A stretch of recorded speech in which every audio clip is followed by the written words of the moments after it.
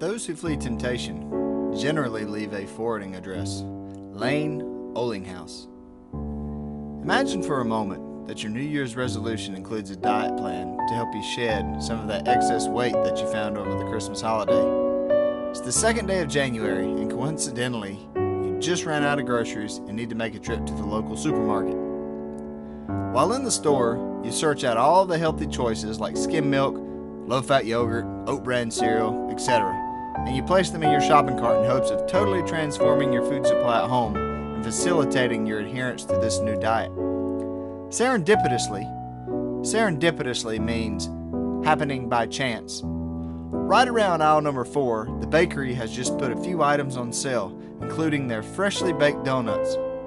At the sight of these delicious, melt-in-your-mouth marvels of confectionery delight, you reaffirm your dedication to the New Year's resolutions to lose weight and think to yourself, these simply have no place in my new eating regimen, and I will not buy them. This is a personal triumph. You have just successfully navigated the treacherous waters that have sunk the ships of many well-intentioned yet unresolved would-be dieters, and subsequently, you feel pretty good of your accomplishment.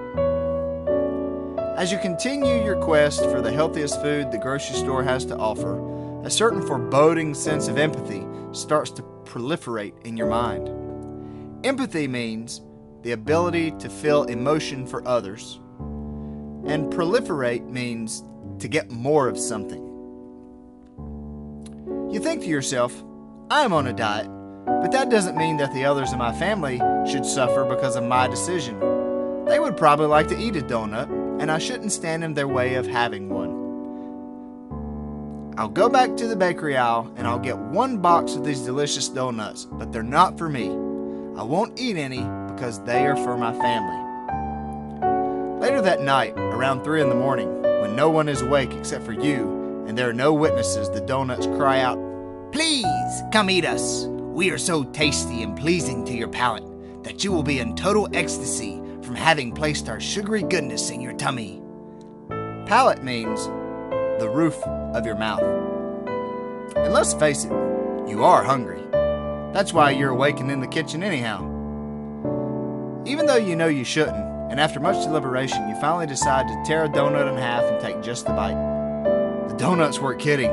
In your sucrose-induced delirium of pleasure, you are totally on cloud 9 and have lost your ability to stop eating additional donuts after your initial bite. I'm sure you can probably see where the story ends up, and you can fill in the rest by yourself.